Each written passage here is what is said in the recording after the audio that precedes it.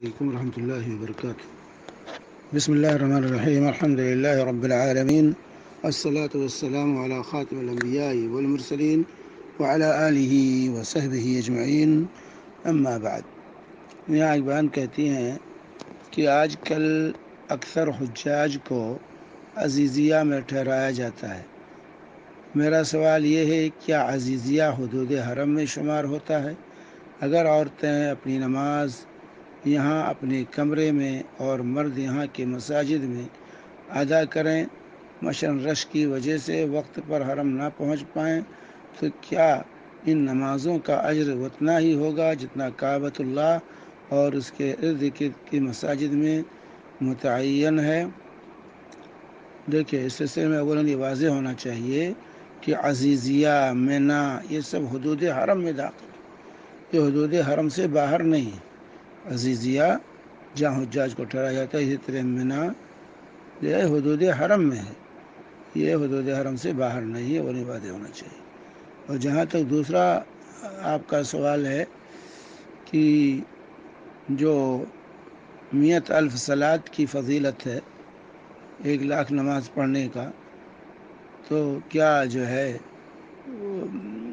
حدود حرم میں جہاں بھی پڑھیں گے وہی ثواب ہوگا یا کعبہ کے لیے ہے؟ تو اس سے واضح ہونا چاہیے کہ اس میں تفصیلی جواب اس سے پہلے دیا جا چکا ہے، اور راجح قول اس میں یہ ہے کہ 100,000 صلات کی جو فضیلت ہے وہ مسجد حرام کے لیے ہے۔ مسجد حرام میں جو نماز پڑھی جاتی ہے، اور صفیں جہاں تک بھی پہنچیں، اور نماز کے وقت صفیں جہاں تک پہنچیں، وہ سب اس اجر و ثواب میں شمار ہوں گے، سمجھے؟ یہ اسی طرح مسجد نبوی میں جو فضیلت ہے مسجد نبوی کے لیے ہے، مدینہ کے تمام مساجد کے لیے وہ فضیلت نہیں۔ اسی طرح جو فضیلت مسجد حرام کی، وہ مسجد حرام کی ہے، وہ تمام مساجد کے لیے ہے۔ راجح قول یہی ہے، کیونکہ جو احادیث وارد ہیں فضیلت کی، وہ جو ہے مسجد کعبہ کی اس میں تعین ہے۔ مسجد کعبہ کی اللہ صلی اللہ علیہ وسلم کی حدیث میمونہ رضی اللہ تعالی عنہا کی ام المؤمنین روایت کرتی ہیں کہ نبی کریم صلی اللہ علیہ وسلم نے فرمایا، صلاۃ فی مسجدی ھذا افضل من 1000 صلاۃ فیما سواہ من المساجد الا المسجد الکعبہ، الا المسجد الکعبہ، کہ میری اس مسجد میں نماز 1000 نماز سے افضل ہے اس کے علاوہ میں، اس کے علاوہ مساجد سے، الا مگر مسجد کعبہ، کعبہ کی مسجد۔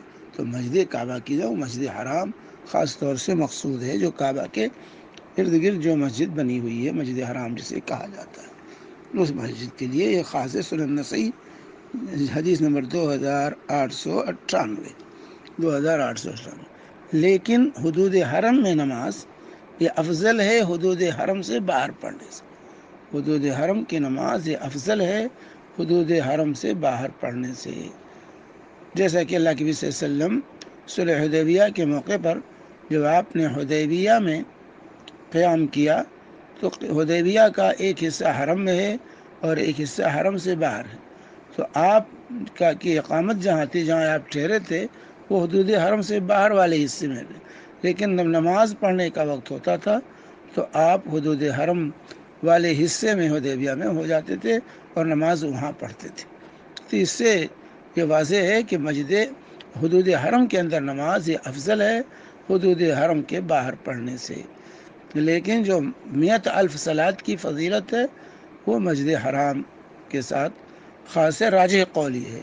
ویسے بعض علماء نے پورے مکہ میں کی مساجد کو جو ہے یہی درجہ دیا ہے، لیکن راجح قول یہی ہے کہ اس سے مقصود مسجد کعبہ ہے، مسجد کعبہ۔ اسی طرح جو ہے اعتکاف کا، اگر کسی نے مسجد حرام میں اعتکاف کی نیت کی ہے تو وہ مسجد حرام میں اعتکاف کرے گا۔ مسجد جو مکہ کی اور مساجد کو مسجد کعبہ نہیں کہا جاتا ہے، اور مکہ کی اور مساجد کے اندر وہ اعتکاف جو ہے اگر اس نے مسجد حرام کی نیت کی ہے تو اور مساجد میں نہیں ہوگا اس کا اعتکاف۔ تو یہ واضح ہونا چاہیے۔ بہرحال اس سلسلے میں تفصیلی جواب اس سے پہلے گزر چکا ہے۔ وصلی اللہ علی نبینا محمد وعلی آلہ وصحبہ وسلم۔